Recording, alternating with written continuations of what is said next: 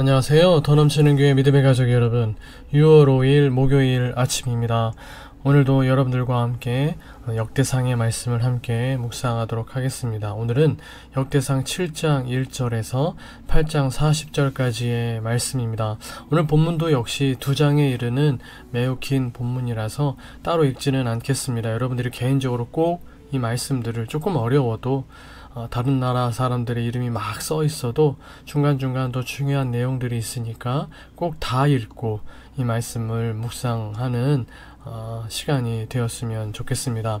매일 성경 순회는 본문의 말씀을 잘 요약해주는 글들이 늘 실려 있는데요. 오늘도 제가 이 2장의 말씀을 잘 정리해둔 매일 성경 순회 글을 먼저 읽어보도록 하겠습니다. 7장은 요단강 서쪽에 정착한 이사갈 지파, 베냐민 지파, 납달리 지파, 므낫세 반 지파, 에브라임 지파, 아셀 지파의 족보입니다. 역대기 기자는 이들을 용감한 군인이라 소개합니다. 이 지파들은 베냐민 지파를 제외하고 모두 북이스라엘에 속합니다. 과거에는 남과 북으로 나누어 다퉜지만 귀환한 후에 기록된 역대기는 그들을 다시 하나의 민족으로 기술합니다. 베냐민 지파는 7장에 잠깐 등장했지만 8장에서 다시 자세히 소개됩니다. 이스라엘의 첫 왕인 사울을 배출한 지파이고 유다 지파와 함께 남쪽 유다 왕국을 구성하는 주축이었기 때문입니다. 사울왕의 족보도 따로 소개됩니다. 사울왕은 다윗과 왕권을 다투다가 실각했지만 그렇다고 이스라엘 공동체에서 배제된 것은 아닙니다. 그의 후손은 다윗 왕가를 중심으로 한 이스라엘 공동체의 한 축을 담당합니다. 여러분 7장에서는 이스라엘 12지파 중에서 아직까지 소개되지 않은 6개 지파 이사갈, 베냐민, 납달리, 므낫세, 에브라임, 아셀 지파의 족보가 소개되고 있습니다. 이 6개 지파는 모두 요단강 너머에 있는 요단강을 건너 들어온 요단 서편의 지파들이고 초대 왕이었던 사울이 전사한 후에 하나님께서 다윗을 왕으로 세우실 때 이에 반대하여 서로 연합한 지파들이기도 합니다. 이 지파들 중에 베냐민 지파만 후에 솔로몬 시대 이후에 남왕국 유다와 북왕국 이스라엘로 나눠지게 될 때 베냐민 지파는 남유다와 함께 남왕국 유다를 세워가지만 나머지 10개 지파 북이스라엘을 이루어서 그들만의 또 나라를 또 이루어가기도 하죠. 이들은 근데 북이스라엘에는 단 한 명도 선한 왕이 하나님을 제대로 예배하고 하나님을 섬겼던 왕이 한 명도 없습니다. 그래서 어쩌면 오늘 본문에서 북이스라엘의 왕들에 대한 이야기는 단 한마디도 나오지 않는 건 아마 그런 이유이기도 할 것입니다. 이들은 아수르의 2차 침공 시에 아수르의 포로로 끌려감으로써 결국 나라가 멸망하는 비극적 역사를 경험했습니다.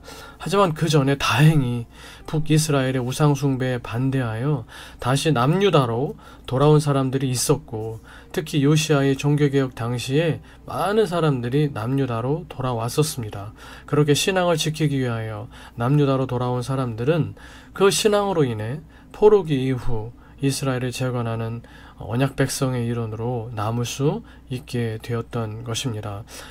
이 7장에 나오는 족보는 포로에서 돌아와서 이스라엘을 재건할 사람들 중에 이 6개 지파에 남은 사람들이 분명히 있었을 건데 이 6지파 출신의 남은 자들을 위하여 기록된 것이다 라고 볼 수가 있는 것입니다.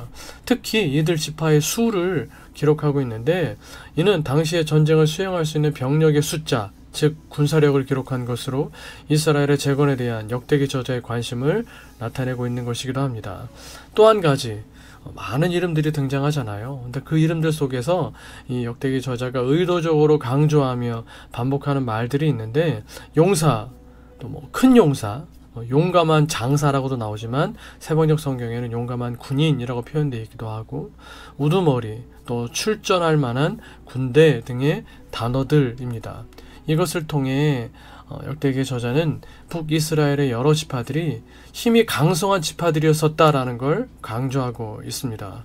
이렇게 병력이 될 사람들의 숫자와 힘이 강했고 용사였으며 우두머리들을 강조한 이유는 북이스라엘 지파들이 아수르와의 전쟁에서 지고 나라가 망했던 원인이 그들이 힘이 없어서이거나 군사력이 약해서 망한 게 아니라는 걸 간접적으로 말하고 있는 것입니다. 우상을 숭배하고 하나님 앞에 불순종했기 때문에 망했다라는 것을 가르쳐주는 것이죠.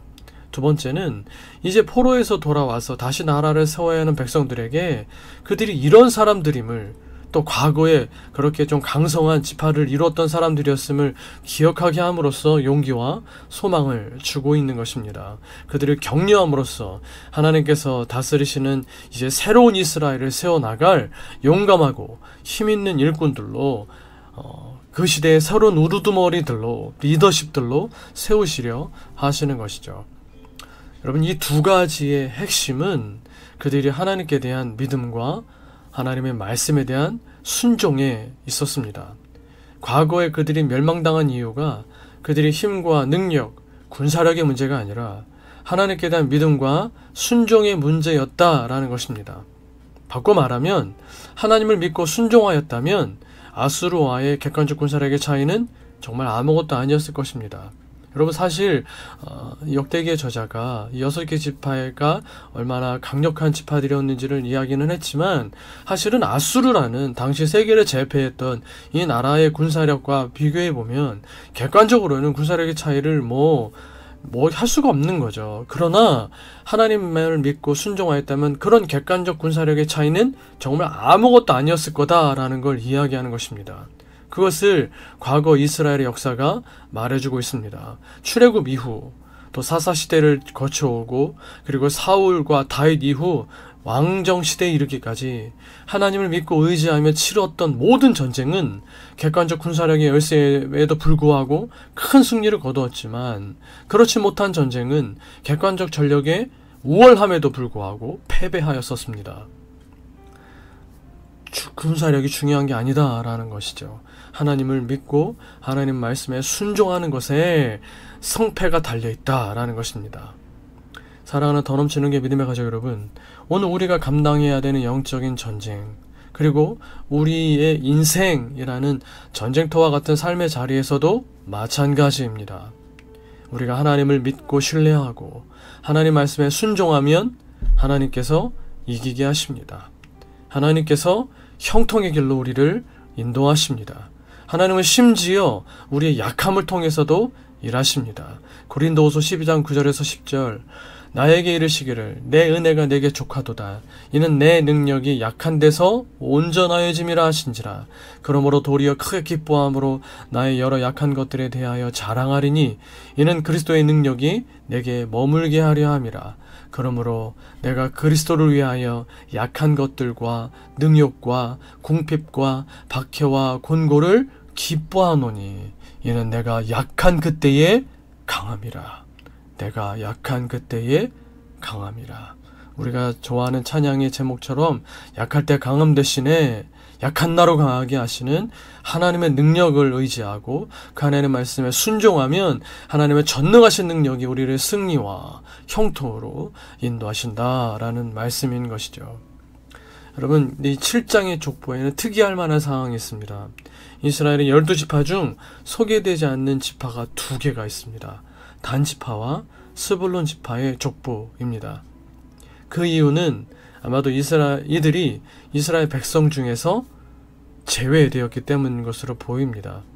이들은 가나안 최북단에 땅을 분배받고 거기서 이제 삶을 살아나갔었는데, 가나안 최북단에 위치했다라는 것은 결국 중앙 성소가 있던 예루살렘과 멀리 떨어져 있었다라는 것인데, 그것이 핑계가 돼서 이방인들의 우상 숭배에 극심하게 이들이 물들었고, 자신들만 우상 숭배를 하는 것이 아니라 일종의 우상의 통로가 돼서 이스라엘의 우상 숭배의 일종의 발원지 역할을 했던 것 같습니다. 이런 이유로 인하여, 그 영적 타락으로 인하여 이 2지파는 역대상의 족보에서 이제 다시 하나님께서 다스리는 새로운 이스라엘을 세워나가는 하나님의 백성의 명단에서 우상을 숭배했던, 또 우상을 숭배하게 했던 이 지파는 하나님의 선택된 백성으로서의 지위를 박탈당한 것으로 보입니다.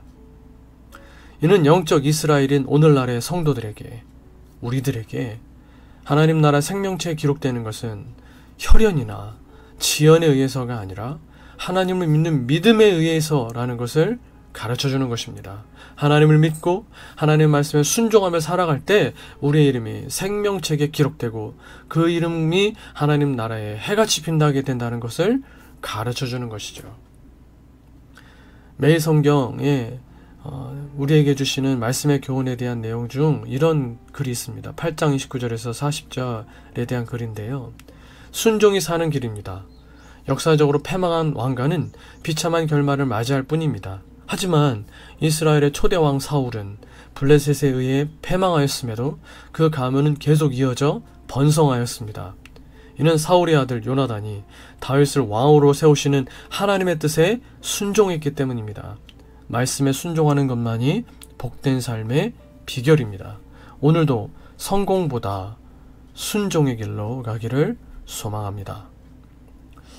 여러분, 역대기 기자는 이 족보 안에서 제가 처음에도 말씀드렸듯이 북왕국 이스라엘 왕들의 이야기를 조금도 담고 있지 않습니다.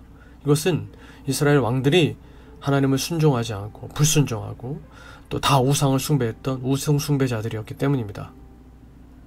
다만 다윗 이전의 초대왕 사울과 그의 집안에 대한 족보는 기록하고 있습니다. 이것은 그가 초대왕이기도 했지만 그가 다윗을 대적하고 결국 하나님을 대적하는 범죄를 저질렀음에도 그의 족보가 기록되어 있는 것은 특별히 사울의 아들 요나단의 자손만이 또 이 족보에 기록되고 있는 것 역시 사울이 잘했거나 잘못해서가 아니라 요나단이 다윗을 왕으로 세우시는 하나님의 뜻에 순종했기 때문인 것입니다. 하나님의 뜻에 순종한 사람 요나단, 그 때문에 하나님 앞에 범죄했던, 하나님을 거역했던 이 사울과 그의 집안에 대한 족보가 이 역대기 족보에 실렸다는 것이죠. 하나님의 뜻에 순종하는 것이 열쇠인 것입니다. 여러분, 신명 28장 1절에서 2절, 내가 내 하나님 여호와의 말씀을 삼가 듣고 내가 오늘 내게 명령하는 그의 모든 명령을 지켜 행하면 내 하나님 여호와께서 너를 세계 모든 민족 위에 뛰어나게 하실 것이라. 내가 내 하나님 여호와의 말씀을 청종하면 이 모든 복이 내게 임하며 내게 이르리니. 하나님의 말씀을 삼가 듣고, 하나님의 말씀을 잘 듣고, 하나님 말씀을 읽으면서 하나님 내게 말씀하시는 음성을 듣고, 또 저를 통해 여러분들에게 주신 하나님의 말씀을 잘 듣고 그 말씀에 순종하여 그 말씀대로 잘 우리의 삶을 살아나가면 하나님이 우리를 모든 민족 위에 뛰어나게 하시고 또 하나님께서 약속하시는 모든 복들이 우리에게 임하게 해주실 것이고, 무엇보다 하나님 나라의 그 신령한 복, 영원한 하나님 나라에서 하나님과 함께 영원히 살아가게 되는 그 어마어마한 복들을 우리가 받아 누리게 될 것입니다. 이 7장과 8장이 이어지는 말씀의 가장 핵심적인 단어는 하나님께 순종함에 있습니다. 하나님을 믿고 하나님 뜻에 순종함에 있습니다. 간절히 바라고 소망하기는 오늘 여러분의 삶의 자리가 어떠하든지 간에 하나님 말씀을 잘 듣고 순종하여 하나님께서 우리를 평탄한 곳, 넓은 곳, 풍요로운 곳, 쉴만한 물가, 하나님의 복이 임하시는 삶의 현장으로 바꾸어 주시는, 형통의 길로 여러분들을 인도하시는 그 놀라운 복과 은혜를 누리실 수 있게 되기를 주님의 이름으로 축복해 드리겠습니다. 함께 기도하시겠습니다. 우리 기도하실 때 오늘 말씀 우리가 기억하시면서 하나님 앞에 그렇게 온전한 순종으로 살아갈 수 있기를 여러분 다시 한번 결단하시기를 바랍니다. 하나님이 내게 주시는 큰 요청이든 또 작은 요청이든지 간에 다 중요하게 여기고, 하나님께서 내게 말씀하시는 거니까 다 중요하게 여기고 그 말씀에 순종하기를 결단하시기를 바랍니다. 내가 알고 있었던 합리성, 내가 알고 있었던 지식, 나의 지혜, 나의 경험, 어떤 세상적 처세술이 중요한 게 아니라 하나님의 말씀이 중요하고 하나님의 뜻에 순종하는 것이 중요한 것임을 알아서 온전히 하나님의 뜻에 순종하기를 결단하시기를 바랍니다. 그렇게 행할 때 우리의 삶이 어떤 곳에 처해 있든지 간에 결국 하나님 우리를 복된 곳으로 인도하실 줄 믿습니다. 이런 소망을 가지고 말씀을 기억하시면서 기도하시고 교회와 또 부족한 저를 위하여서 또 우리 믿음의 가족들을 위하여서 여러분의 개인적인 기도 제목들 위해서 기도하시다가 또 우리의 일상의 삶을 시작하실 수 있는 이 아침 되시기를 바라겠습니다. 우리 함께 기도하시겠습니다.